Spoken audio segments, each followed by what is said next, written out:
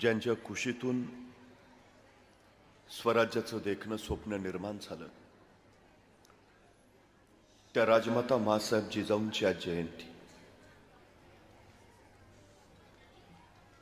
भारतीय धर्मसंस्कृतीची पताका ज्यांनी अमेरिकेच्या शिकागोमध्ये फडकावली, त्या स्वामी विवेकानंदांची जयंती. या दोहोंना अभिवादन करतो. मासाहेब जिजाऊंच्या संस्कारांचा वसा आणि वारसा घेतो. कार्यरत असलेली जिजाऊ सामाजिक आणि शैक्षणिक संस्था,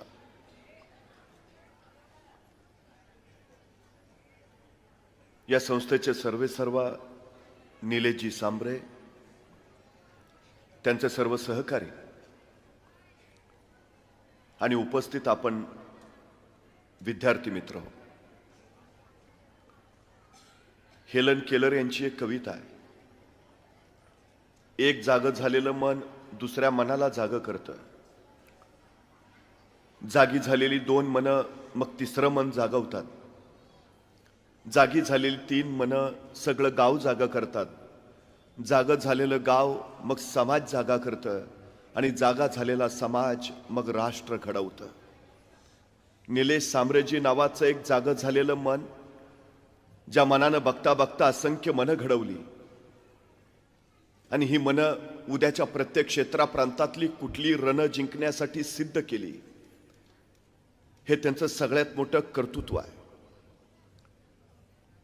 खरं तर असा एखादा सोहळा बघितला की मला माझ्या महाविद्यालयातले दिवस आठवतात.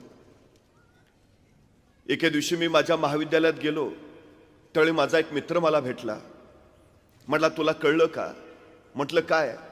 म्हटलं, कॉलेजमध्ये आज माझा सत्कार आहे. मला काही कळेना. माझ्याबरोबर एका बाकावर बसलेला पक्या अचानक सत्काराच्या पात्रतेचा कस काय झाला. मी त्याला विचारलं, तुझा सत्कार काय? तो म्हटला, मी शास्त्रज्ञ झालो म्हणून माझा सत्कार आहे. मला काही कळेना. माझ्याबरोबर SY मध्ये शिकणारा पक्या अचानक शास्त्रज्ञ कसा काय झाला. मी त्याला पुन्हा विचारलं, तू कुठला शोध लावलास म्हणून शास्त्रज्ञ झाला? तसा तो म्हटला, मी शास्त्रज्ञ आहे हा शोध मी लावला. पण आता महाविद्यालयात सत्काराची तयारी चालू होती, त्यामुळे विश्वास ठेवणं भाग होतं. त्याला मी खोदून विचारलं, बाबर तू कुठला शोध लावलास? तू शास्त्रज्ञ कसा झाला? त्यावर तुम्हाला म्हणाला, माझं नाव काय? म्हटलं, पक्या. पक्याचं उलट काय? म्हटलं, कॅप. कॅप इंग्रजी शब्द आहे, त्याला मराठीत काय म्हणतात? म्हटलं, टोपी. टोपीचं उलट काय? म्हटलं, पिटो. पिटो हिंदी शब्द आहे, त्याला मराठीत काय म्हणतात? म्हटलं, मारा. माराचं उलट काय? म्हटलं, रामा. रामा म्हणजे श्रीराम. ते कोण? म्हटलं, देव. देवचं उलट काय? म्हटलं, वदे. वदे संस्कृत शब्द आहे, त्याला मराठीत काय म्हणतात? म्हटलं, बोले. आणि बोलेचं उलट काय? म्हटलं, लेबो. तर लेबो हे शास्त्रज्ञाचं नाव आहे आणि ते माझ्या नावापासून सुरू झालंय म्हणून मी शास्त्रज्ञ आहे.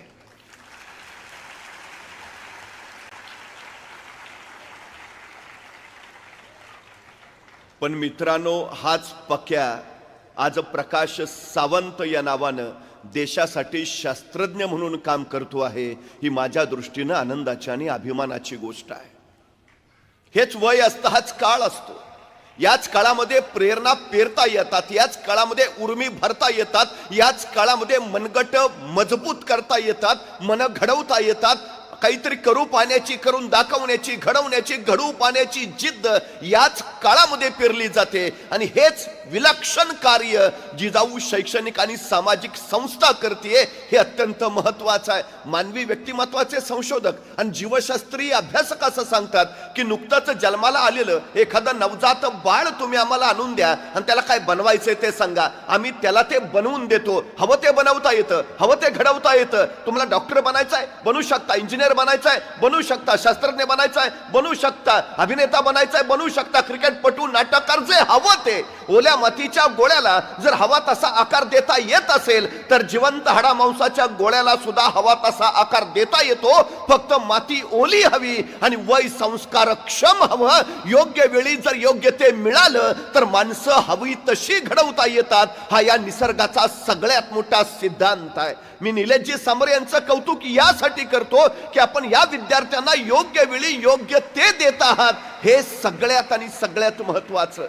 खरं तर वर्तमानपत्रामध्ये एक जाहिरात आली होती. ही जाहिरात फोटोग्राफरांसाठी होती आणि त्या जाहिरातीमध्ये असं लिहिलं होतं की अत्यंत निरागस, अत्यंत निर्मळ, ज्याच्या चेहऱ्यावर कुठल्याही वाईट भावनांचा लवलेश नाही, अशा एखाद्या निरागस चेहऱ्याचा फोटो काढून स्पर्धेला पाठवून द्या. एक फोटोग्राफर विचार करत बसला, निरागस चेहरा, निर्मळ चेहरा, ज्याच्या चेहऱ्यावर वाईट भाव नाही असा चेहरा, अरे शोधायचा कुठलं? सगळी माणसांचे चेहरे बघितले तर विस्कटलेले, खुनशी, क्रूर, दुसऱ्याचं वाईट चिंतणारे, अशा या काळात अत्यंत निरागस चेहरा आपल्याला मिळणार कुठून? त्या फोटोग्राफरने विचार केला आणि काही लक्षात आल्यावर त्यानं समजलं की नुकतंच जन्माला आलेलं एखादं नवजात बाळ असेल, निरागस असतं, निर्मळ असतं, त्याच्या चेहऱ्यावर वाईट भावनांचा लवलेशही नसतो, अशा नुकत्याच जन्माला आलेल्या निरागस बाळाचा फोटो काढून स्पर्धेला पाठवूया. त्या फोटोग्राफरनं अशा मुलाचा फोटो काढला, स्पर्धेला पाठवला, त्याला पहिल्या क्रमांकाचं बक्षीस मिळालं. या घटनेनंतर 25 वर्ष उलटली. 25 वर्षानंतर वृत्तपत्रामध्ये पुन्हा एक जाहिरात आली की अत्यंत क्रूर, अत्यंत हिंस्त्र, ज्याच्या चेहऱ्यावर फक्त वाईट आणि वाईट भावनांचंच दर्शन घडतंय, अशा एखाद्या वाईट चेहऱ्याचा फोटो काढून स्पर्धेला पाठवा. तो परत विचार करायला लागला, हल्ली माणसं चेहऱ्यावर मुखवटे घालून फिरतात, आतून किती का वाईट असेना पण चेहऱ्यावर सगळं चांगलंच दाखवतात. अशा दुनियेमध्ये वाईट चेहरा शोधायचा कुठून, आणायचा कुठून, क्रूर कुठं भेटायचा?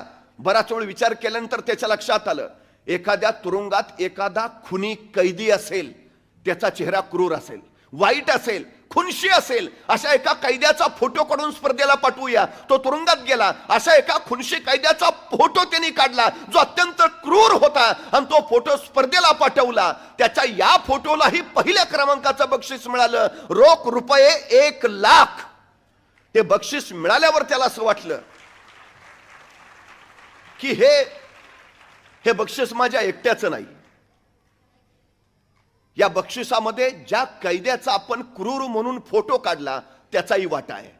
या बक्षिसातली काही रक्कम आपण त्या तुरुंगातल्या कैद्याला नेऊन दिली पाहिजे.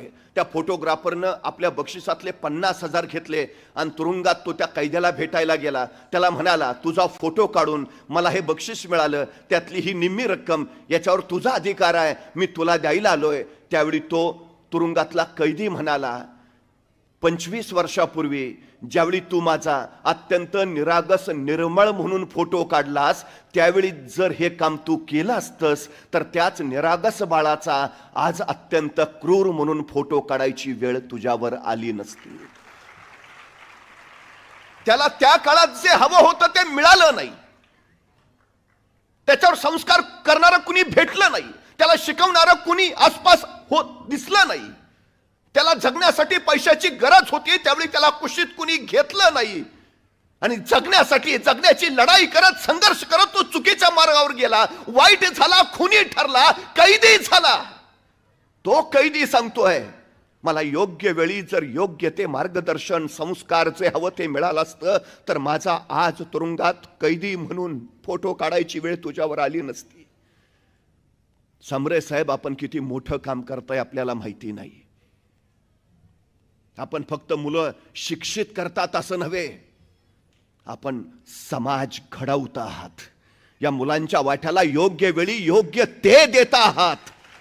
जी यातली मुलं कुणी कलेक्टर होईल, कुणी पोलीस प्रमुख होतील, कुणी तहसीलदार होतील, कुणी डॉक्टर होतील, कुणी इंजिनियर होतील, हे जसं आज आम्ही अभिमानानं सांगू शकतो, कदाचित ज्या भागामध्ये तुम्ही काम करत आहात त्या भागामध्ये जर जिजाऊ शैक्षणिक सामाजिक संस्था नसती तर कदाचित त्याच भागातली काही पोरं तुम्हाला तुरुंगात दिसली असती आणि ती सांगत असते, जर आमच्या वाट्याला ही संस्था आली असती तर आज आम्ही असे घडले नसतो. समाजातलं हे सगळ्यात महत्वाचं कार्य आहे. सगळ्यात वेळ फार महत्वाची असते, फार महत्वाची. पण काही लोकांचा वेळ सरत नाही आणि काही लोकांना वेळ पुरत नाही. वेळ साठवता येत नाही, वेळ गोठवता येत नाही, वेळ वाचवता येत नाही, वेळ घड्याळ बंद करून थांबवताही येत नाही. तो त्याच्या गतीनं चालत राहतो. ज्याला वेळेचं मोल आणि महत्त्व कळालं, ज्यांनी क्षण पकडला, त्या क्षणाची ज्याला संधी करता आली, संधीचं ज्याला सोनं बनवता आलं, त्याला आयुष्य घडवता आलं, ही सगळ्यात मोठी वस्तुस्थिती आहे. आपल्या पोरांना पहिली गोष्ट जर समजावून सांगायची असेल तर त्याला त्याच्या आयुष्याचं मोल समजावून सांगा. त्याला त्याच्या आयुष्यातल्या प्रत्येक क्षणाचं, वेळेचं महत्त्व समजावून सांगा. प्रत्येकाला सारखाच वेळ मिळतो असं नाही. निलेशजी समरेंनी प्रचंड मोठं वैभव उभा केलंय, हा मग करणारच, त्यांना दिवसाचे 48 तास मिळतात.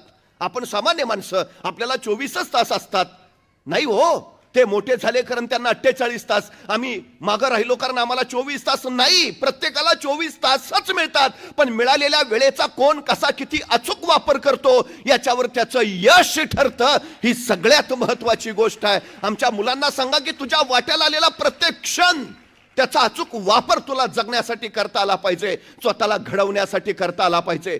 5 वर्षाचं महत्त्व जर तुम्हाला माहिती करून घ्यायचं असेल तर निवडणुकीत पराभूत झालेल्या एखाद्या उमेदवाराला विचारा, 5 वर्ष किती महत्त्वाची. तो सांगेल तुम्हाला 5 वर्षाचं महत्त्व. 1 वर्षाचं महत्त्व जर तुम्हाला माहिती करून घ्यायचं असेल तर नोकरीनं मिळालेल्या एखाद्या बेरोजगार युवकाला विचारा, 1 वर्ष किती महत्त्वाचं. तो महिन्याच्या पगाराचा आकडा काढेल, वर्षाचा हिशोब मांडेल आणि सांगेल माझं वर्षाचं एवढं नुकसान झालं. त्यावेळी कळेल आम्हाला 1 वर्ष किती महत्त्वाचं. 1 महिन्याचं महत्त्व जर तुम्हाला माहिती करून घ्यायचं असेल तर मातृत्वाच्या वाटेवर असणाऱ्या एखाद्या स्त्रीला विचारा, 9 महिन्यातला 1 महिना सुद्धा किती महत्त्वाचा. मग कळेल आम्हाला 1 महिन्याचं महत्त्व. 1 आठवड्याचं महत्त्व जर तुम्हाला माहिती करून घ्यायचं असेल तर एखाद्या साप्ताहिकाच्या संपादकाला विचारा, 1 आठवडा किती महत्त्वाचा. तो सांगेल तुम्हाला 1 आठवड्याचं महत्त्व.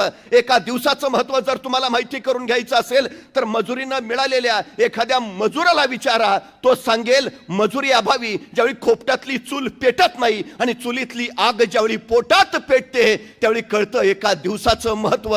1 तासाचं महत्त्व जर तुम्हाला माहिती करून घ्यायचं असेल तर जगदेत्या अलेक्झांडरला जाऊन विचारा. जगाचा बादशाह होता, जगाचा सम्राट होता, पण मृत्यू शय्येवर पडला होता आणि आपल्या वैद्याकडे केविल वाणी प्रार्थना करत होता की फक्त एक तास मला जगवा, फक्त 1 तास. त्या जगदेत्या अलेक्झांडरला जाऊन विचारा, 1 तास किती महत्वाचा. 1 मिनिटाचं महत्व जर तुम्हाला माहिती करून घ्यायचं असेल तर अमेरिकेच्या वर्ल्ड ट्रेड सेंटरवर ज्यावेळी विमान हल्ला झाला, तो विमान हल्ला होण्यापूर्वी त्या इमारतीतनं फक्त 1 मिनिट आधी सुरक्षित बाहेर पडलेल्या एखाद्या इस्माला विचारा, 1 मिनिट किती महत्वाचा. आणि 1 सेकंदाचं महत्व जर तुम्हाला माहिती करून घ्यायचं असेल तर ऑलिम्पिकमध्ये फक्त 1 सेकंदासाठी सुवर्ण पदक हुकलेल्या एखाद्या धावपटूला विचारा, 1 सेकंद किती महत्वाचा. अरे मग सेकंदा, मिनिटा, तासा, दिवसाचं मोल जर एवढं असेल तर आमच्या वाट्याला आलेल्या आयुष्याचं मोल किती, हे ज्या दिवशी आम्हाला कळेल त्या दिवशी आम्हाला जगणं आणि आमचं आयुष्यातलं भविष्य उमजेल. ही सगळ्यात आणि सगळ्यात महत्वाची गोष्ट आहे. सगळ्यात महत्वाची. आपलं ध्येय ठरवा, आत्ताच ठरवा. जितक्या लवकर ठरवाल तितके अधिक उंचीवर जाल, जितका उशीर कराल तितके मागे मागे राहाल. पहिली गोष्ट पटकन निर्णय घ्या. आमची अडचण काय माहिती आहे? इंग्रजांनी 150 वर्ष आमच्यावर राज्य केलं. त्यांना मालक बनून राहायचं होतं, आम्हाला गुलाम बनवायचं होतं. म्हणून मॅकॅलोने जी शिक्षण पद्धती बनवली तीच मुळात गुलाम बनवणारी. या शिक्षण पद्धतीमध्ये निर्णय क्षमता नावाचा प्रकारच अस्तित्वात नाही. आमची मुलं निर्णय घेऊ शकत नाहीत. आमच्याकडे निर्णय कसा घ्यावा याचं नियोजन, शिक्षण दिलंच जात नाही. ही आमची सगळ्यात मोठी अडचण आहे, सगळ्यात मोठी. ही निर्णय क्षमता आमच्या पोरांच्यात पेरायला सांगा. सगळ्यात महत्वाची गोष्ट, निर्णय क्षमता रुजवायला शिकवा.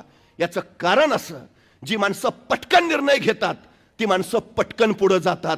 जी माणसं निर्णय घेण्यासाठी प्रचंड वेळ लावतात ती मागं मागं मागं राहतात.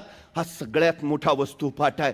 पोरांना सांगा, निर्णय का नाही घेत तर निर्णय चुकला तर याची भीती प्रत्येकाच्या मनात असते. यश आणि आपण यांच्यामध्ये फक्त भीती उभा असते, दुसरं कुणीही उभा नसतं. हे पहिलं लक्षात ठेवा. आणि भीतीवर विजय मिळवायचा एकच मार्ग आहे, तिच्यावर सरळ आक्रमण करा. बचावाचा सर्वोत्तम पर्याय आक्रमण, बस. दुसरा प्रकारच अस्तित्वात नाही. कसली भीती आहे? बरं, ही अडचण सुद्धा हल्ली काय आहे माहिती आहे? आमची लोक निर्णय का घेत नाहीत? भीती, सतत भीती. ही भीती कुठून येते? ही आमच्या मनात ठसवली जाते. अजूनही मराठी माणसाला व्यापार जमत नाही, मराठी माणूस उद्योग करू शकत नाही, मराठी माणूस एकत्र येत नाही. ह्या संकल्पनाने जन्म घेतला कुठून? भीतीतून. कुठून आली ही भीती? ही निर्माण केली गेली जाणीवपूर्वक. आमच्या पोरांचं तसंच आहे. मला जमेल का, करेन का, होईल का, त्याला स्वतःवर विश्वास नाही का, कारण त्याच्या क्षमतांची त्याला ओळख नाही का, कारण त्याला काय करायचं हेच कळत नाही का, कारण त्याला स्वतःचा निर्णयच घेता येत नाही. त्याच्यातली सगळ्यात मोठी अडचण आहे. सगळ्यात. त्याला सांगा तू निर्णय घे, चुकला काय होईल, अनुभव येईल आणि बरोबर आला यश येईल. नुकसान कुठं काय आहे. सगळ्यात महत्वाची गोष्ट, यशस्वी कोण होतं? जे योग्य निर्णय घेतात ते नव्हे, तर घेतलेला निर्णय योग्यच होता हे जे सिद्ध करतात ते. होऊ दे काय व्हायचंय ते, भीतीवर सरळ आक्रमण करा. आणि आम्ही लक्षात घेतली पाहिजे कशी घडतात मुलं. आमच्या घरात एखादं लहान रांगणारं मूल असतं. आई स्वयंपाक करत असते, आईचं लक्ष नाही ते पाहतं आणि ते रांगणारं पोर अंधाराच्या दिशेनं झेपावतं. अचानक आईचं लक्ष जातं आणि आई तिथूनच ओरडते, ए नको जाऊ, अंधारात भाऊ असतो, नाही जायचं. ते पोर तिथंच थबकतं. आई परत स्वयंपाकाला लागते. आईचं लक्ष नाही बघून ते पोर परत अंधाराकडे झेपावतं. त्याला कुतूहल आहे, उजेडात काय आहे त्याला कळतंय, अंधारात काय आहे त्याचं कुतूहल आहे, ते झेपावतं. धाडस जन्मजात त्याच्यात आहेच. तुम्ही कधी बघा, मोठा माणूस ज्वाळा कधीच हातात धरणार नाही, पण लहान मुलं कुठलाही विचार न करता जाळ हातात धरतात, कारण धाडस नैसर्गिक आहेच त्याच्यात. आईचं ऐकून ते परत थबकतं, पण परत आई स्वयंपाकाला लागते आणि आईचं लक्ष नाही बघून ते रांगणारं पोर परत अंधाराकडे झेपावतं. मग मात्र आई पाहते, संतापते, उठते, त्या पोराला उचलते आणि लांब नेऊन ठेवते. सांगते, सांगितलं ना नाही जायचं, अंधारात भाऊ असतो, नाही जायचं. त्या मुलाच्या अर्धजागृत मनावर कायमचा संस्कार होतो, अंधारात भाऊ असतो. पट्ट्या पुढं 2 पोरांचा बाप झाला तरी अंधारात जात नाही. मला सांगा, एवढ्या संख्येनं तुम्ही बसलाय, कधी कुणी भाऊ बघितलाय का? मग नसलेला भाऊ का डोक्यात घेता? जो अस्तित्वातच नाही, जी भीती, जो प्रकारच नाही, ते कशाला डोक्यात रुजवता? गणित नाही अवघड आहे रे, कुणी सांगितलं तुला? करून तर बघ, आक्रमण कर त्याच्यावर. गणित शरण आल्याशिवाय राहणार नाही, हे सांगा त्याला. अडचणीचं काय आहे? अशक्य हा शब्द फक्त मूर्खांच्या शब्दकोशात असतो, शहाण्यांच्या नव्हे. हे पहिलं लक्षात घ्या. जमत नाही, जमणार नाही, होणार नाही, ही कारणं देणं ही यशस्वी माणसाची कामच नव्हेत. जी कारणं देतात ती यशस्वी होत नाहीत, आणि जे यशस्वी होतात ती सबबी कधी सांगत नाहीत. ही पहिली गोष्ट लक्षात घ्या, सगळ्यात महत्वाची. स्वामी विवेकानंद एका मंदिराच्या पायऱ्यावरनं मंदिराकडे जात होते. अचानक समोरून त्यांच्याकडे माकडं धावत यायला लागली, अंगावर यायला लागली. तशी स्वामीजी भ्याले, वळाले आणि सरळ पळायला लागले. तोपर्यंत एक साधू कडाडला, ए थांब, पळतोस कुठं? सामोरं जा, त्यांना सामोरे जा. विवेकानंदांनी साधूंचं ऐकलं आणि ते सरळ वळले आणि माकडांच्या दिशेनं दमदार पावलं टाकत निघाले. स्वामीजी आपल्याकडे येत आहे ते बघितलं आणि ती माकडं सरळ पळून गेली. स्वामी विवेकानंद सांगतात, संकटांना घाबरून जर तुम्ही पळून गेलात तर संकट तुमच्या मागं येत राहतील, पण संकटांना तुम्ही दमदारपणे सामोरं गेलात तर संकट तुमच्यापासून पळून जातील.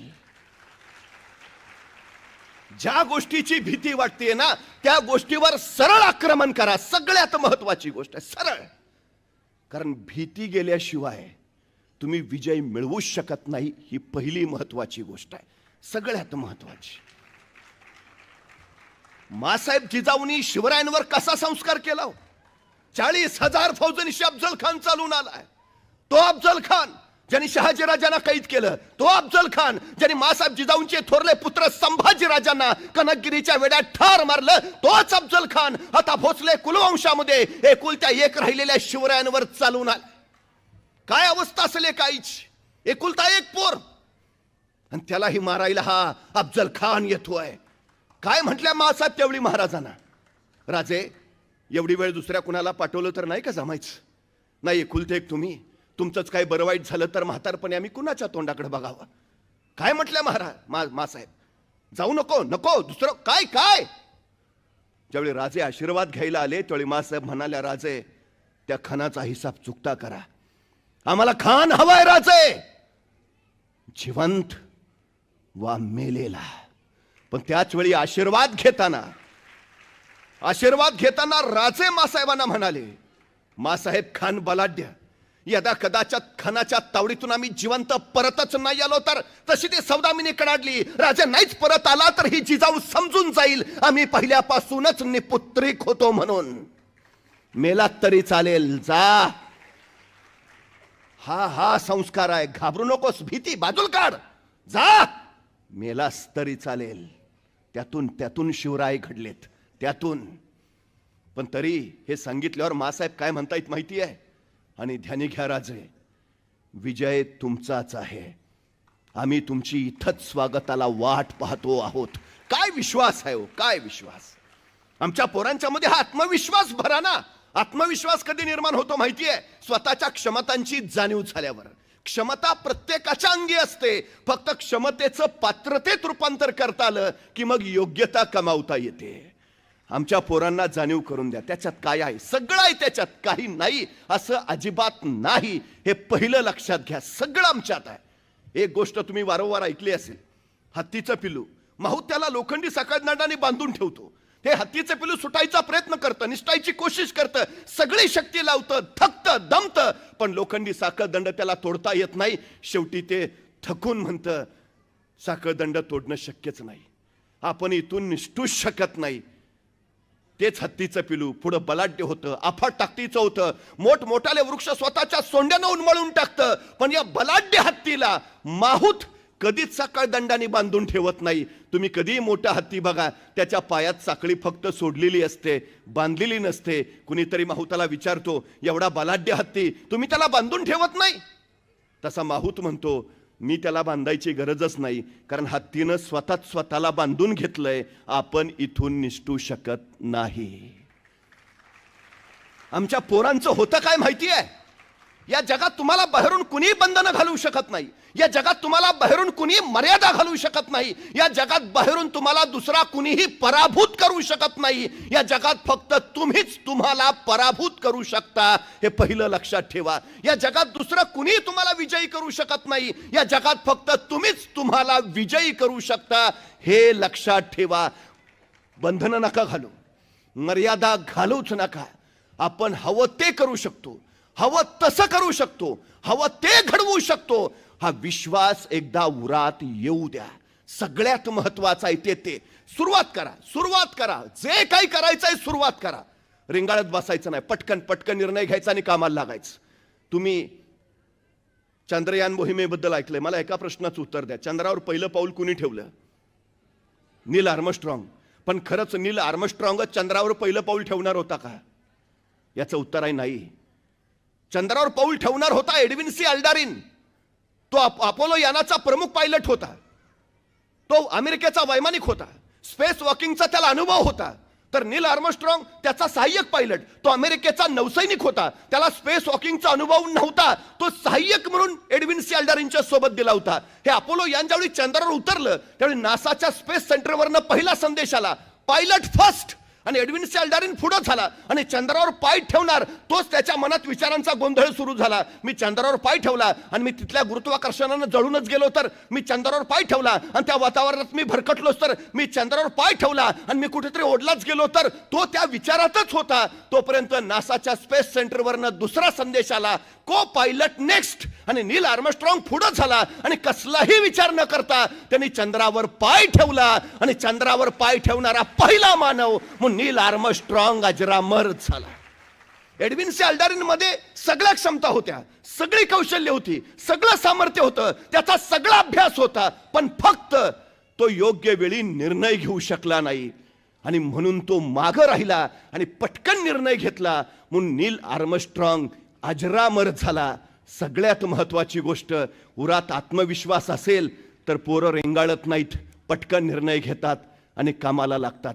पटकन निर्णय घ्यायला शिकवा, सगळ्यात महत्वाची गोष्ट आहे ती. आणि एकदा निर्णय घेतला की सुरुवात करा, मग मागं पुढे बघायची गरज नाही, सरळ सुरुवात. काही लोक निर्णय घेतात पण सुरुवातच करत नाहीत. सगळ्यात मोठी आमची अडचण आहे ती ही आहे, सगळ्यात मोठी. तुम्हाला माहिती आहे, जो पहिलं पाऊल उचलतो तोच पोचतो. 1000 मैलाचा प्रवास एका पावलानेच सुरू होतो. सुरुवात तर करायला हवी. एका टेकडीच्या पायथ्याशी एक सद्ग्रस्त उभा होता. वेळ मावळतीची, अंधार पडलेला. मी तिथं गेल्यावर त्याला विचारलं, का थांबलाय? तो म्हटला, नाही, डोंगरावर जायचं आहे. म्हटलं, जा ना मग.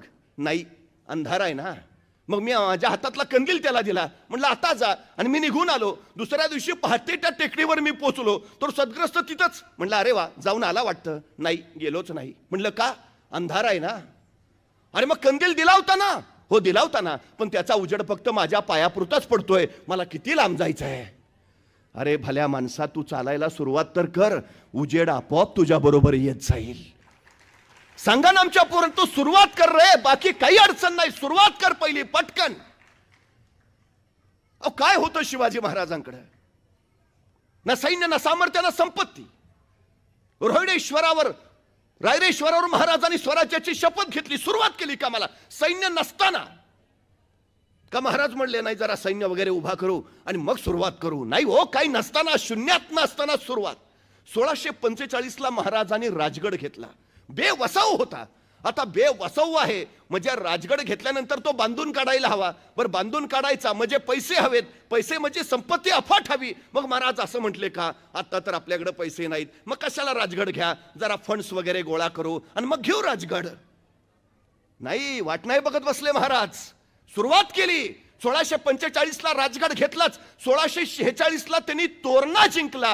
आणि तोरण्याचं बांधकाम करताना महाराजांना सोन्याच्या मोहरांनी भरलेले 7 हंडे सापडले. आणि त्या मिळालेल्या संपत्तीतनं महाराजांनी राजगड बांधून पूर्ण केला. महाराज सांगतायत, तुम्ही सुरुवात करा.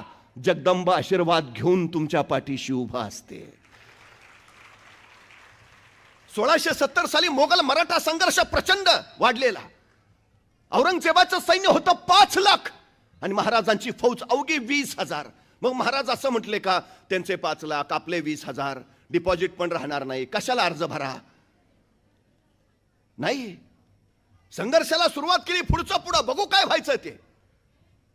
1670 लाच महाराजांनी प्रबळगड जिंकला. आणि या प्रबळगडाची पाहणी करायला महाराज पालखीत बसून प्रबळगडावर निघाले. पालखीत बसलेल्या महाराजांच्या शेल्याचं एक टोक पालखीच्या बाहेर लोंबकळत होतं. प्रबळगडाच्या एका मार्गावरनं जाताना महाराजांच्या शेल्याचं ते लोंबकळणारं टोक तिथल्या बोरीच्या झाडाच्या फांदीच्या काट्यात अडकलं आणि महाराजांना ताण बसला. तसे महाराज म्हणाले, पालखी थांबवा. पालखी थांबली आणि महाराज सोबत्यांना म्हणाले, हे बोरीचे झाड आम्हाला अडवते आहे. हे बोरीचे झाड आमच्या पुढे जाण्यावर आक्षेप घेते आहे. हे बोरीचे झाड आम्हाला काहीतरी सांगू पाहते आहे. इथे काहीतरी आहे. आहे, खना खना. माणसं खणायला लागली. 5-6 फूट गेली. दगडी भिंत लागली. आहे, उकरा उकरा. उकरली. 27 घागरी आणि 4 कढया एवढं सोनं महाराजांना तिथं सापडलं. आणि या संपत्तीतनं महाराजांनी मोगलांच्या विरोधातला संघर्ष अधिक गतिमान केला, जिंकला. तुम्ही सुरुवात करा. सगळी सृष्टी तुमच्या पाठीशी उभा राहते. पण माणसं कारणं सांगतात, माणसं सबबी देतात. आमची परिस्थिती नव्हती हो. तू गप. मला भयान राग येतो असल्या माणसांचा. आमची परिस्थिती नव्हती हो. परिस्थिती माणसाला घडवती नाही आणि परिस्थिती माणसाला बिघडवती नाही. माणूसच परिस्थिती घडवतो आणि माणूसच परिस्थिती बिघडवतो. ही सगळ्यात मोठी वस्तुस्थिती आहे, सगळ्यात मोठी. नाही, आम्ही गरीब आहे ना. अरे चांगला आहे ना, श्रीमंत व्हायला तुला मिळालेली सर्वोत्तम संधी आहे. नाही नाही, मला जरा बुद्धी कमी आहे. उत्तम विद्वान व्हायला तुला मिळालेली ही सर्वोत्तम संधी आहे. अरे स्वतःच्या कमतरताना कमीपणा समजू नका. कमतरतांचं बलस्थानात रूपांतर करा आणि त्या बलस्थानाच्या बळावर स्वतःच्या कर्तृत्वाचा ध्वज रोवा. हे यशाचं सगळ्यात महत्वाचं सूत्र आहे. परिस्थिती जर माणसाला अडवत असते तर रस्त्यावरच्या विजेच्या खांबाच्या दिव्याच्या प्रकाशात बसून अभ्यास करणारे डॉक्टर बाबासाहेब आंबेडकर या देशाच्या घटनेचे शिल्पकार झाले नसते. परिस्थिती तुम्हाला अडवत नाही, उलट प्रतिकूल परिस्थितीच तुमच्यातले उपजत गुण बाहेर काढते. चांगली परिस्थितीत उपजत गुण कधीच बाहेर येत नाहीत. ही सगळ्यात मोठी वस्तुस्थिती आहे. म्हणून तुम्ही बातम्या वाचल्या असतील, श्रीमंतांची पोरं नापास होतात आणि त्यांच्या घरात धुनीभांडी करणाऱ्या मोलकरणींची पोरं गुणवत्ता यादीत येतात. प्रतिकूल परिस्थिती उत्तम गुण बाहेर काढते. संकटांना संधी मानायला हवं, कारण संकट तुम्हाला अडवायला येत नाहीत, संकट तुमची उंची वाढवायला येतात. अडथळे तुम्हाला थांबवायला येत नाहीत, अडथळे तुमच्यातल्या क्षमता बाहेर काढतात. अडचणी तुम्हाला रोखायला येत नाहीत, अडचणी तुमच्यातली कौशल्य बाहेर काढतात. संकट, अडथळे, अडचणी स्वागत करायलाच हवं, कारण तीच तुम्हाला घडवतात. तुमच्यातनं मूर्ती घडायची आहे ना, मग घाव सोसावेच लागतील. ज्या दगडावर घाव बसताय त्यांना समजून जावं आपल्यातून सुंदर मूर्ती घडायची आहे, म्हणून हे घाव वाट्याला येत आहेत. ज्या दगडावर घाव पडत नाहीत त्याच्यातून मूर्ती कधीच तयार होत नाही. ही सगळ्यात मोठी गोष्ट आहे, सगळ्यात मोठी. लाल बहादूर शास्त्री रामनगरहून शाळेला जायचे. मध्ये गंगा नदी होती, नाविकाला द्यायचे पैसे त्यांच्याकडे नसायचे. शाळेच्या वेळेस ते गंगेच्या काठावर यायचे. कुणीतरी नाविक म्हणायचा, ए लाल बहादूर चल येतोयस ना शाळेत? आणि लाल बहादूर म्हणायचं, नाही तुम्ही जा. का रे? नाही माझ्याकडे पैसे नाहीयेत. अरे असू दे नंतर दे. नंतर तरी कुठून येतील? आई सांगते, कुणाच्या उधारीचं ओझं आपल्या डोक्यावर नको ठेवूया, तुम्ही जा मी येतो. ती नौका गेली की लाल बहादूर शास्त्री आपल्या अंगावरचे कपडे काढायचे, त्या कपड्यात वह्या पुस्तकं गुंडाळायचे आणि तीच वह्या पुस्तकं कपड्यांसहित डोक्याला मुंडासं म्हणून बांधायचे आणि सरळ गंगे नदीत उडी घ्यायचे आणि पोहत पोहत पलीकडे जायचे. काठावर उतरायचे, कपडे अंगावर परिधान करायचे, पुस्तकं हातात घ्यायचे आणि वर्गात जाऊन बसायचे. परिस्थितीशी लढत संघर्ष करत तेच लाल बहादूर शास्त्री या देशाचे पंतप्रधान झाले. हे आम्ही लक्षात ठेवायला हवं.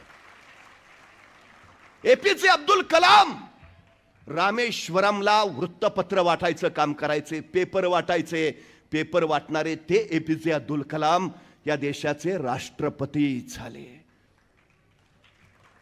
रिहा बुलोज नावाची 11 वर्षाची फिलिपाईन्स मधली मुलगी प्रचंड वेगात धावायची. तिच्या शाळेच्या धावण्याच्या स्पर्धेमध्ये ही रिहा पहिली आली आणि तिची राष्ट्रीय धावण्याच्या स्पर्धेसाठी निवड झाली. त्या दिवशी ही 11 वर्षाची रिहा धावत धावत आनंदात आपल्या वडिलांजवळ आली. बाबा मी शाळेच्या धावण्याच्या स्पर्धेत पहिली आली, आता मला राष्ट्रीय स्पर्धेत धावायचंय, माझी निवड झाली आहे. वडिलांनी जवळ घेतलं, कुशीत घेतलं, डोक्यावरून हात फिरवला. खूप छान रिहा, अभिनंदन. पण त्याच वेळी वडिलांच्या कुशीतनं बाजूला होत रिहा म्हणाली, पण बाबा आता राष्ट्रीय स्पर्धेत धावायचंय ना. हा बेटा, मग मला धावण्याचे बूट हवेत बाबा. राष्ट्रीय स्पर्धेत स्पोर्ट शूज घालूनच धावावं लागेल ना, त्याच्या आधी मला तसा सराव करावा लागेल. बाबा धावण्याचे बूट घ्या ना मला. वडील म्हटले, घेऊया ना बाळा, जरूर घेऊया. आणि त्या आनंदात रिहा सरावाला निघून गेली. सराव करत राहिली, राष्ट्रीय स्पर्धा तोंडावर आली. 4-8 दिवस राहिले आणि ही रिहा आपल्या वडिलांजवळ आली. बाबा स्पर्धा 4 दिवसावर आली आहे, तुम्ही धावण्याचे बूट घेतो म्हटलेला, बाबा घ्या ना बूट. ते ऐकल्यावर मात्र रिहाच्या वडिलांचे डोळे पाणावले. आपल्या पोरीला जवळ घेत म्हणाले, बाळा या महिन्याचा पगारच नाही झाला, घ्यायचे होते बूट पण नाही घेऊ शकत. मी तुला धावण्याचे बूट नाही घेऊ शकत रिहा. रिहाच्या डोळ्यात पाणी तरळलं, निघून गेली.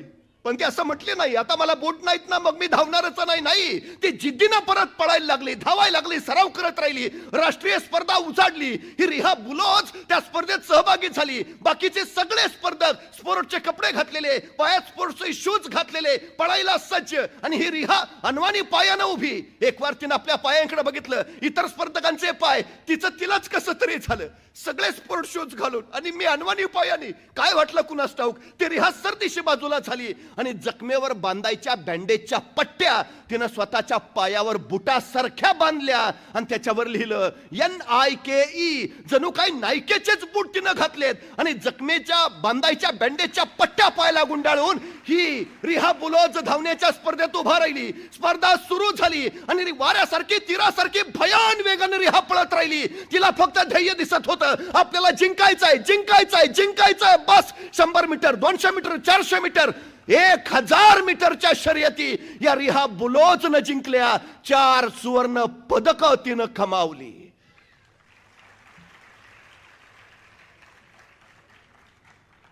ही रिहा बुलोज सांगते, परफॉर्मन्स बुटात नसतो, परफॉर्मन्स डोक्यात असतो.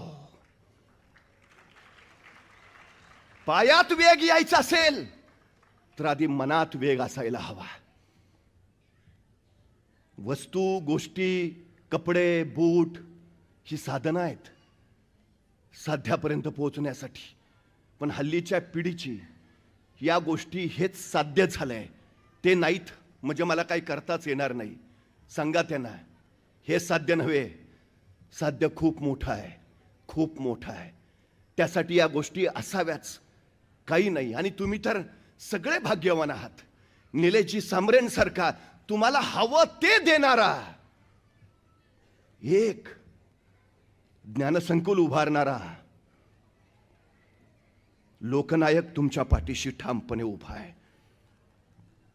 मला विशेष कौतुक वाटतं, मी ज्यावेळी झडपोलीमध्ये गेलो, एक 450 बेडचं मल्टी स्पेशालिटी हॉस्पिटल तिथं आहे. जिथं शासकीय रुग्णालय नाही झालं तिथं निलेशजी सांबरेंनी तिथल्या लोकांसाठी multi speciality office, medical hospital उभारलंय. मुलं शिकावीत, मुलं पुढे जावीत, परिस्थिती त्यांना आडवी येऊ नये यासाठी 10 CBSEच्या शाळा, तब्बल 45 ग्रंथालय, वाचनालय, MPSC UPSCची स्पर्धा परीक्षाची तयारी करणारी अनेक ठिकाणं त्यांनी निर्माण केली. मला वाटतं आज आपण 9 अभ्यासकांचं आणि स्पर्धा परीक्षांच्या केंद्राचं उद्घाटन करणार आहोत. हे सगळं आहे. आता काळ आता नाही की आता आमच्याकडे काही नाही, सगळं सगळं उपलब्ध करून देणारी माणसं जर आपल्या सोबत असतील तर आपल्याला पळायला आता अडचण काय आहे, हा सगळ्यात महत्वाचा विषय. सगळ्या गोष्टी तुमच्याकडे आहेत, सगळ्या गोष्टी आहेत, फक्त करायला हव्यात. एक गोष्ट लक्षात ठेवा, यशाला शॉर्टकट नसतो, मेहनतीला पर्याय नाहीच आहे, अजिबात नाही. कष्ट करावेच लागतील. तुमच्या यशाच्या वृक्षाची उंची किती वाढावी हे त्या वृक्षावर कधीच अवलंबून नसतं, तर त्या वृक्षाच्या मुळाशी तुम्ही किती घाम गाळता यावर ठरतं वृक्ष किती उंचीवर जाणार आहे ते. तुमचे कष्ट, तुमची मेहनत तुमच्या यशाची उंची वाढवत असते. जितके अधिक कष्ट करता येतील, जितकी मेहनत करता येतील तितकी करा, तरच तुम्ही शिखरावर पोहोचू शकता. हे सगळ्यात आणि सगळ्यात महत्वाचं आहे. सगळ्यात. वर्गात गुरुजी वह्या तपासत होते. एका मुलाजवळ आले, कुठाय रे वही? आणि तो मुलगा म्हणाला, गुरुजी विसरली. गुरुजी संतापले, हात पुढं कर. त्या मुलानं हात पुढं केला आणि छडी मारणार त्याच वेळी गुरुजी त्याच्या हाताकडे बघत म्हणाले, तुला मारून तरी काय उपयोग आहे, तुझ्या हातावर विद्येची रेषाच नाही. त्या मुलाला क्षणभर वाईट वाटलं. विद्येची रेषा नाही? त्यानं गुरुजींना विचारलं, गुरुजी विद्येची रेषा कुठं असते? गुरुजींनी सांगितलं, इथं इथं हातावर विद्येची रेषा असते. ज्याच्या हातावर विद्येची रेषा ती मुलं शिकतात, मोठी होतात. तुझ्या हातावर विद्येची रेषाच नाही, तू काय होणार, तुला मारून तरी काय उपयोग आहे? त्या पोरला काय वाटलं कुणास ठाऊक, ते ताडकन वर्गाबाहेर गेलं. 5 मिनिटांनी परत आलं, त्यावेळी त्याचा सगळा हात रक्ताळलेला होता. गुरुजींनी विचारलं, काय केलंस? आणि तो पोरगा म्हणाला, गुरुजी त्या विधात्यानं जी माझ्या हातावर विद्येची रेष काढली नाही ती बाहेर जाऊन मी चाकून काढून आलोय. आता मला कोण विद्या घेण्यापासून रोखतंय ते मला बघायचं आहे. हे जिद्दी पोरग शिकलं, तेच पुढं व्याकरणाचार्य पाणिनी म्हणून प्रसिद्धीस आलं. तुम्ही ठरवायला हवं, उरात फक्त जिद्द हवी. करायचंय, करायचंय, बनायचंय, बस तुम्ही बनूच शकता, बाकी काही अडचण नाही. तुम्हाला अडवणारं कुणी नाहीच आहे. सगळ्यात महत्वाचं, तुमचे कष्ट तुम्हाला विजयी करतातच, पण त्याच्यापेक्षा एक सगळ्यात महत्वाचा प्रभावी गुण जर तुमच्यात असेल तर तुम्ही हवं ते करू शकता. त्या गुणाचं नाव आहे चिकाटी, चिवटपणा. तुम्हाला वाटतं ना तुमची परिस्थिती नाही नसू द्या, तुमच्यात प्रतिभा नाही नसू द्या, तुमच्यात बुद्धिमत्ता नाही नसू द्या, तुमच्यात सामर्थ्य नाही नसू द्या, सगळं बाजूला सारा, फक्त एक गुण आत्मसात करा ज्याचं नाव आहे चिकाटी, चिवटपणा. बस सततचा सातत्यपणा तुमच्यात चिकाटी निर्माण करतो आणि ही चिकाटी तुम्हाला इतकं चिवट बनवतो की जोपर्यंत ध्येयापर्यंत पोहोचत नाही तुम्ही माघार घेत नाही. सगळ्यात महत्वाचं आहे ते. हे सगळ्यात तुम्ही हरता म्हणजे पराभूत होता असं नाही, तुम्ही माघार घेता तेव्हा पराभूत होता, हे पहिल्यांदा लक्षात असू द्या. तुम्ही किती वेळा पडता अजिबात महत्व नाही, तुम्ही उठून किती वेळा उभा राहता हे सगळ्यात आणि सगळ्यात महत्वाचं आहे. चर्चिलनी त्याच्या यशाचं सूत्र एकच सांगितलं, माघार घ्यायचे नाही, माघार नाही. कोलंबस भूमीचा शोध घ्यायला निघाला, वादळ, लाटा, समुद्र खवळलेला, सोबती म्हणाली माघारी चला, माघारी चला. आणि कोलंबस कडाडला, जोपर्यंत भूमीवर पाय ठेवत नाही माघार नाही.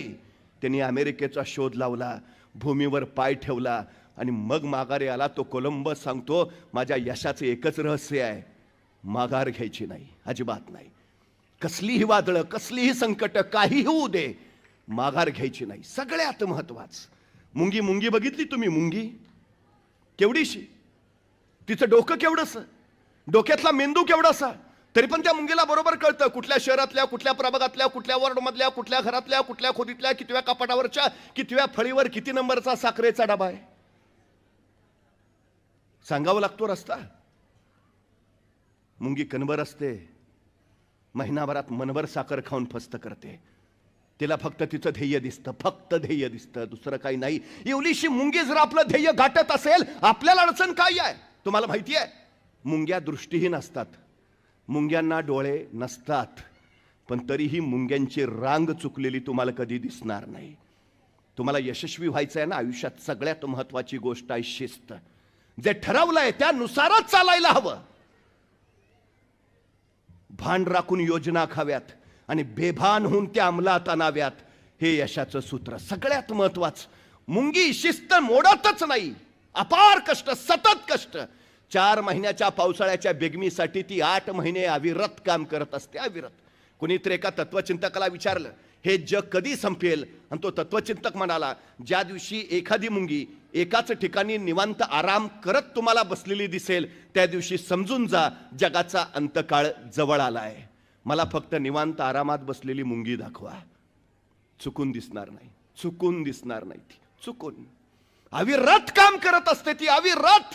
आम्ही आमच्या मुलांना सांगतो, असे कष्ट केले तर यश मिळतो. हो, इतकं काम करायचंय, मरायचंय का?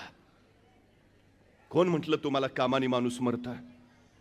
माणूस कामाने कधीच मरत नाही, माणूस कामाच्या ताणाने मरतो. ताण कधी वाढतो? काम साठलं की. काम कधी साठतं? रेंगाळत ठेवलं की. रेंगाळत कधी ठेवतो? गांभीर्य नसलं की. गांभीर्य कधी नसतं? ध्येयच नसलं की. ध्येय कधी नसतं? निश्चय नसला की निश्चय कधी नसतो? काय करायची मानसिकताच नसली की. ज्याला करायचं आहे तो करतोच.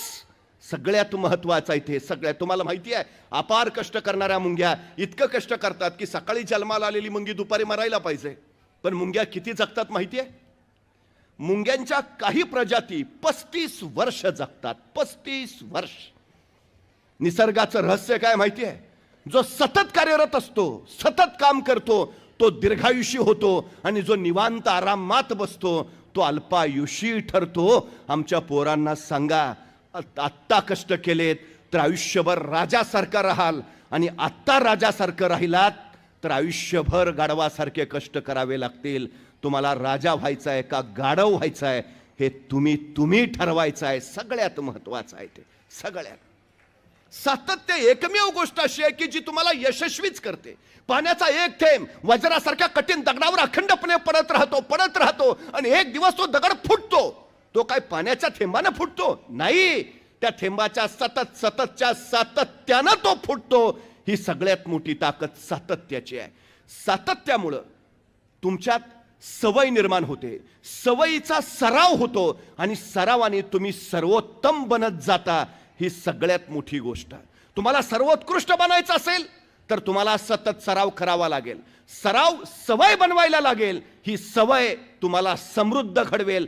सगळ्यात महत्वाचं, अब्राहम लिंकन यांचे वडील चांभार होते, पण अब्राहम लिंकन राष्ट्राध्यक्ष झाले. तुम्ही कोण आहात अजिबात महत्वाचं नाही, तुम्ही कोण होणार आहात हे फार महत्वाचं आहे. सगळ्यात महत्वाची गोष्ट. पण ज्यांचे वडील चांभार, त्यांचा मुलगा राष्ट्राध्यक्ष झाला, हे अमेरिकेच्या काही आमिर उमराव सरदारांना पटलं नाही. त्यांना तसा धक्काच बसला. राष्ट्राध्यक्ष म्हणून अब्राहम लिंकन यांचं पहिलं भाषण सभागृहामध्ये होतं. अब्राहम लिंकन भाषणासाठी आले, आणि त्याच वेळी त्यांचं राष्ट्राध्यक्ष होणं खटकलेला एक आमिर अब्राहम लिंकनना म्हणाला, अब्राहम लिंकन, तुम्ही राष्ट्राध्यक्ष झाला असाल, पण तुमचे वडील एक चांभार होते, हे तुम्ही विसरू नका. सगळ्या सभागृहाला वाटलं की अब्राहम लिंकनचा कोण अपमान झाला, आता आता काय अब्राहम लिंकन बोलतायत असा अपमान. पण आपल्या डोळ्यात आलेलं पाणी पुसत अब्राहम लिंकन भाषणाला उभा राहिले आणि त्या अमीर उमरावाला म्हणाले, बरं झालं माझ्या राष्ट्राध्यक्ष पदाच्या पहिल्याच दिवशी तुम्ही मला माझ्या वडिलांची आठवण करून दिलीत. आज मी जो काही आहे तो माझ्या वडिलांमुळे आहे. मला मान्य आहे माझे वडील चांभार होते, तुमच्या पायातले सगळ्यांचे बूट माझ्या वडिलांनीच शिवलेली आहेत हेही मला माहिती आहे. पण मला अभिमान याचा आहे की या देशाची सत्ता राबवणाऱ्या सगळ्या आम्ही उमरावांना माझ्याच वडिलांच्या हातचे बूट लागतात, इतके माझे सर्वोत्कृष्ट काम करतात. ही माझ्या दृष्टीनं सगळ्यात मोठी अभिमानाची गोष्ट आहे. माझे वडील मला कायम सांगतात, तू झाडूवाला बन, पण झाडू असा मार की जगात सांगितलं पाहिजे झाडू मारावा तर याच्यासारखा मारावा. काय जे बनायचे ते बन, पण सर्वोत्तम सर्वोत्कृष्ट, या जगात तुला तुलना होणारच नाही असा सर्वोत्तम हो बस.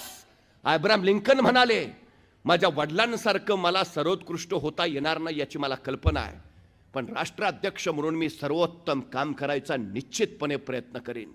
माझ्या वडिलांनी मला सांगितलंय, जे करशील ते सर्वोत्तमच कर.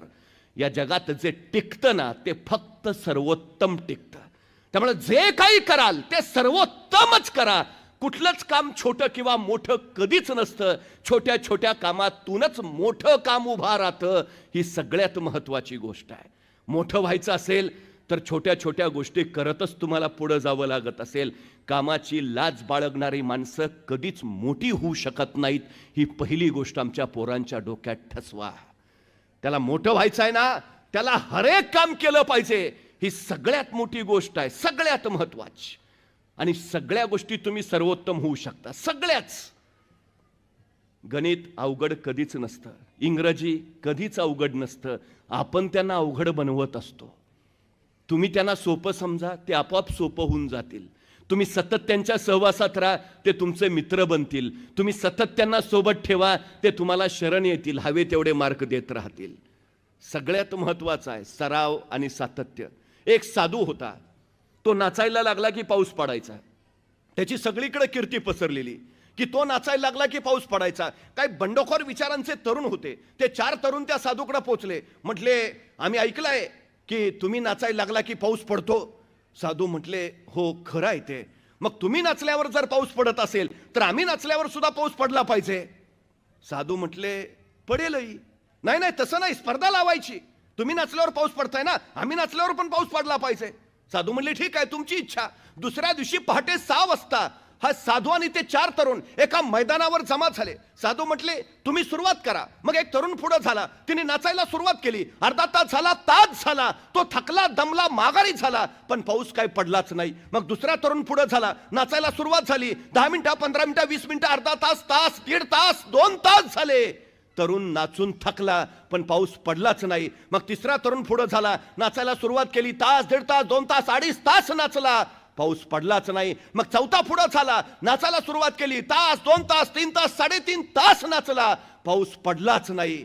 4ही तरुण म्हटले, आम्ही नाचलो पण पाऊस पडला नाही, आता तुम्ही नाचा. साधू महाराज, आम्हाला बघायचा आहे पाऊस पडतोय का.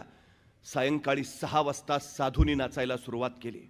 ते नाचत राहिले, नाचत राहिले. तास झाला, 2 तास झाले, 3 तास झाले, 4 तास झाले, 5 तास झाले. आता पहाटेचं झुंजू मुंजू व्हायची वेळ झाली. आता पहाट होणार, उजाडणार, पण साधू नाचतच राहिले. बघता बघता दिवस उजाडला, साधू नाचतातच आहेत. आणि अचानक आभाळ भरून आलं आणि रप रप रप रप पाऊस पडायला सुरुवात झाली. पाऊस पडायला सुरुवात झाली तेव्हा साधू नाचायचे थांबले. ते 4 तरुण साधून जवळ गेले. म्हटले, आम्ही नाचलो त्यावेळी पाऊस पडला नाही आणि तुम्ही नाचला, कसा पाऊस पडला. साधू म्हणाले, मला 2च गोष्टी माहिती होत्या. पहिली गोष्ट, मी नाचतोय म्हणजे पाऊस पडलाच पाहिजे. आणि दुसरी गोष्ट, जोपर्यंत पाऊस पडत नाही मला नाचलंच पाहिजे. तुम्हाला यश देणारी ही 2च सूत्र आहेत, 2च सूत्र आहेत यश देणारी. तुम्ही अभ्यास करताय ना म्हणजे यश मिळालंच पाहिजे. आणि दुसरी गोष्ट, जोपर्यंत यश मिळत नाही तुम्हाला अभ्यास केलाच पाहिजे. तरच तुम्ही ध्येयापर्यंत पोहोचू शकता. आणि बाकी एक गोष्ट लक्षात ठेवा, निलेशजी सांबरेंची इतकी तळमळ आहे की आदिवासी भागातली, खेड्यापाड्यातली, गावगाड्यातली शिक्षणापासून दूर असलेली ही सगळी पिढी घडावी, मोठी व्हावी. पण तरी आमच्या मुलांमध्ये अजून एक न्यूनगंड आहे. आमच्या परवा एका मित्रानं सूर्यवंशी साहेब प्रमोशनच नाकारलं. म्हटलं का रे? नाही म्हटलं, प्रमोशन घेतलं की इंग्रजी बोलायला लागेल. इतका न्यूनगंड अजूनही आमच्या पोरांमध्ये आहे. ते स्वतःच यश नाकारतायत. आमच्या पोरांना एक गोष्ट फक्त सांगा, मला एका प्रश्नाचं उत्तर द्या. हुबहू तुमच्यासारखा दिसणारा दुसरा कुणी व्यक्ती तुमच्या गावात आहे का?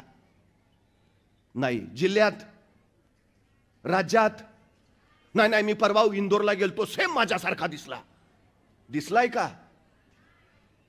तुम्ही लंडनला जा, आफ्रिकेत जा, नाहीतर अमेरिकेत जा, हुबहू तुमच्यासारखा या जगात दुसरा कुणी नाही. या जगात तुम्ही एकमेवा द्वितीय आहात. तुमच्यासारखं दुसरं कुणीच नाही. अरे तुमच्यासारखं या जगात दुसरं कुणीच नाही. याचा अभिमान बाळगण्यापेक्षा न्यूनगंड कसले बाळगता?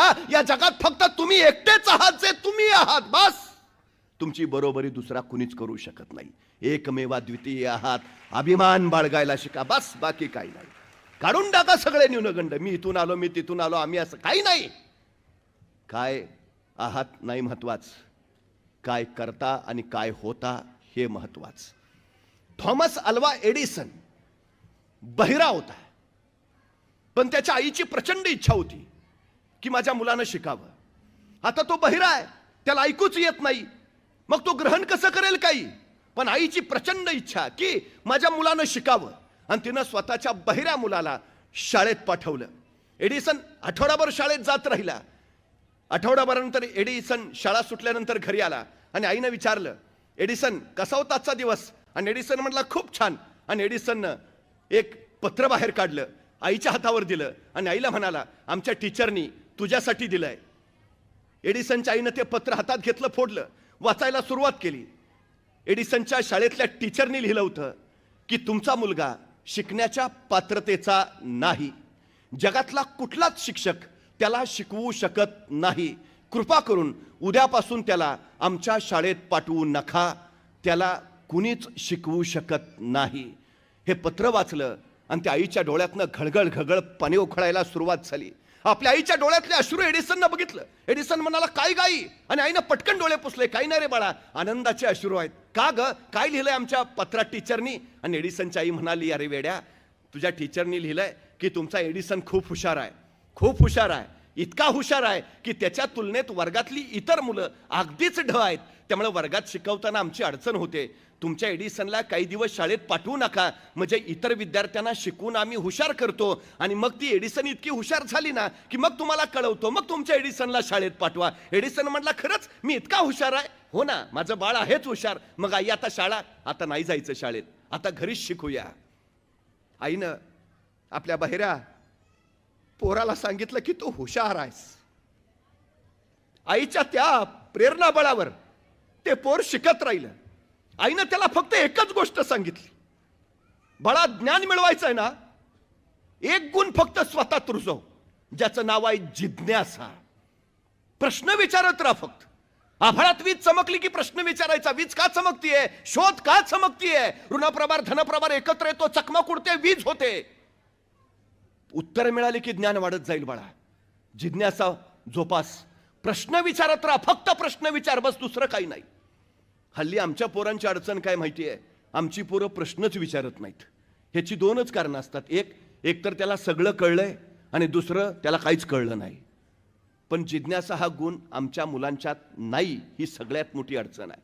मी स्वतः फिजिक्सचा प्राध्यापक आहे, भौतिकशास्त्र शिकवतो. याच्या आधी अनेक प्राध्यापकांनी भौतिकशास्त्र शिकवलं असेल, इथून पुढेही शिकवतील. पण भौतिकशास्त्रामध्ये आम्ही शिकवतो काय? Newton's law, Einstein's rule, Edison's formula. मला कायम प्रश्न पडतो, न्यूटन्स लॉच का, पाटील्स लॉ का नाही? आईन्स्टाईन्स फॉर्म्युलाच का, सांब्रेज फॉर्म्युला का नाही? एडिसन्स रूलच का, सूर्यवंशीच रूल का नाही? आमची लोक का नाही संशोधन क्षेत्रात? आमची पोरं का नाही पुस्तकात?